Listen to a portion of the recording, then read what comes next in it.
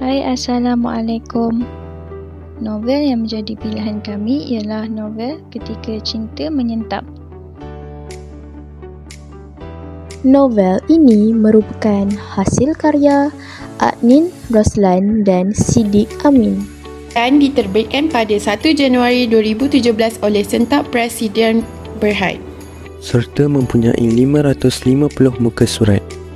Novel ini berharga RM30 bagi Semenanjung dan RM32 bagi Sabah dan Sarawak. Sinopsis novel ini adalah seperti berikut. Samdul buntu.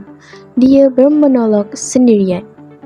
Bila aku tengok movie dan drama cinta serta baca novel cinta, dalam tu seolah-olah menggambarkan bahawa cinta adalah segala-galanya. Dapat tackle perempuan, satu kejayaan. Dengan couple sebelum kahwin, satu kebanggaan dan lambang kehebatan.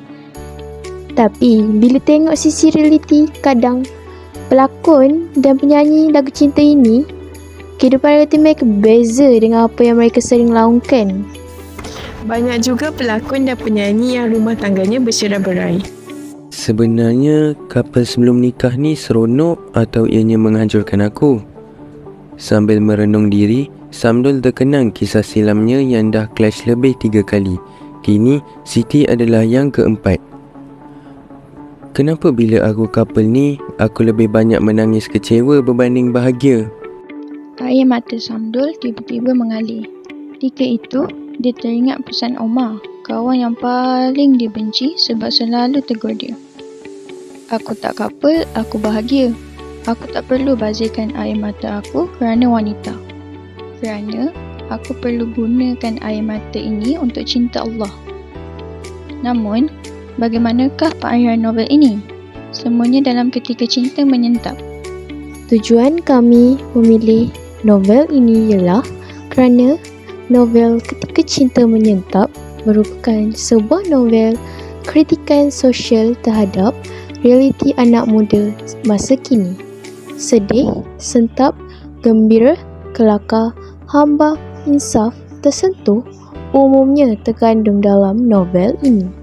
Selain itu, novel ini juga mengandungi pengajaran yang berguna untuk pembaca. Pembaca boleh mengamalkan pengajaran yang diperoleh daripada novel ini secara tidak langsung. Mereka dapat memperbaiki diri mereka menjadi lebih baik. Bab kata pepatah, buang yang keruh, ambil yang jernih. Novel ini juga memberi tamparan hebat kepada pembaca kerana ia berkisahkan tentang kehidupan anak muda masa kini. Bahkan, sudah menjadi perkara normal dan kebiasaan dalam kalangan masyarakat. Akhir sekali, novel ini boleh dijadikan sebagai contoh dan teladan kepada anak muda masa kini supaya mereka berfikir secara rasional sebelum melakukan sesuatu dan tidak melakukan perkara yang memberikan impak negatif kepada diri mereka dan juga keluarga. Persis mutiara kata, yang baik dijadikan teladan, yang buruk dijadikan sempadan. Salah satu nilai novel ini ialah bertanggungjawab.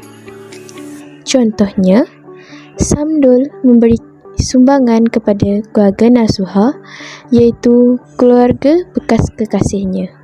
Walaupun dia telah dibenci oleh bapa nasuha akibat kesalahan yang telah mereka lakukan beberapa tahun yang lalu. Kesabaran.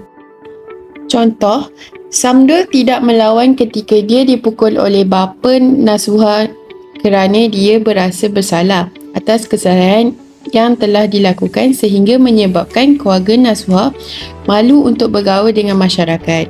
Seterusnya, kasih sayang. Contoh peristiwa, ibu bapa Omar membesarkan Omar dengan penuh kasih sayang dan mendidik Omar dengan baik sehingga beliau membesar menjadi anak yang soleh. Akhir sekali, nilai ketabahan. Contoh peristiwa, Samdul tabah dalam usaha untuk mengambil hati maknya kembali kerana maknya bersikap dingin selepas mengetahui tentang kisah silam Samdul.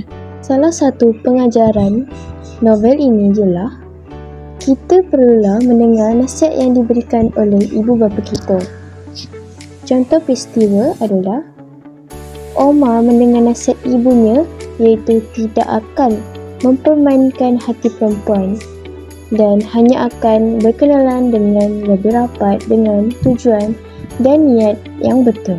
Kita hendaklah berani berhadapan dengan masalah yang kita lalui.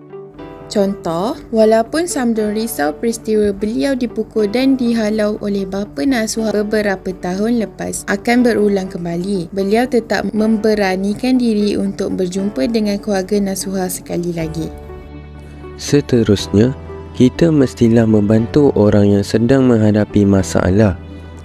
Contoh peristiwa, Omar sering memerhati Samdul ketika Samdul sedang menghadapi masalah dan beliau membantu Samdul ketika Samdul dipukul oleh bapa nasuha dan ditikam oleh Zakia, iaitu salah seorang bekas kekasihnya.